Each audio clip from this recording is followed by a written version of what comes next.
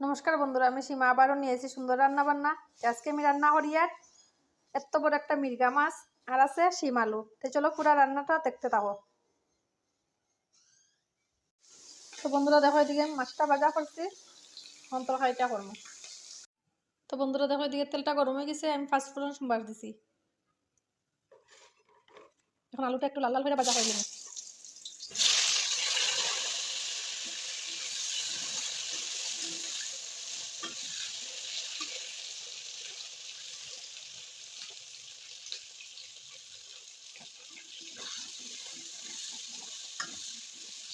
আলুটা একটু ভাজার পর তারপর আমি চিন্তা দিলাম।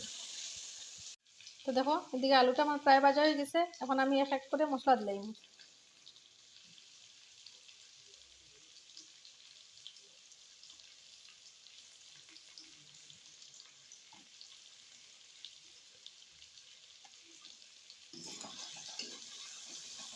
একটু নাড়াচাড়া দিয়ে শিমটা দিলাম।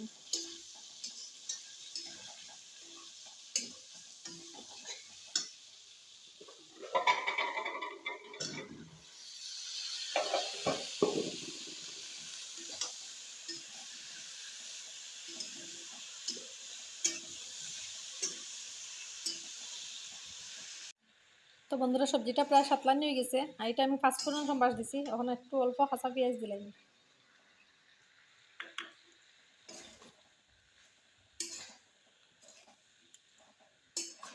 একটু সময় নাড়াচাড়া দিয়ে জল দিলাম। তো বন্ধুরা দেখো, তরকারিটা সাতলানি হয়ে গেছে, এখন আমি জলটা দিলাম।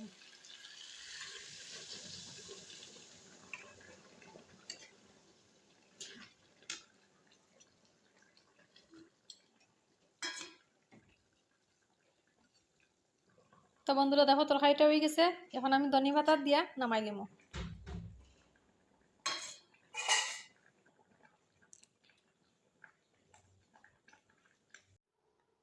তো বন্ধুরা, শিম আলু মাছ দিয়ে তরকারি রান্না রেডি। কীরকম হয়েছে অবশ্যই কমেন্টে জানাইও।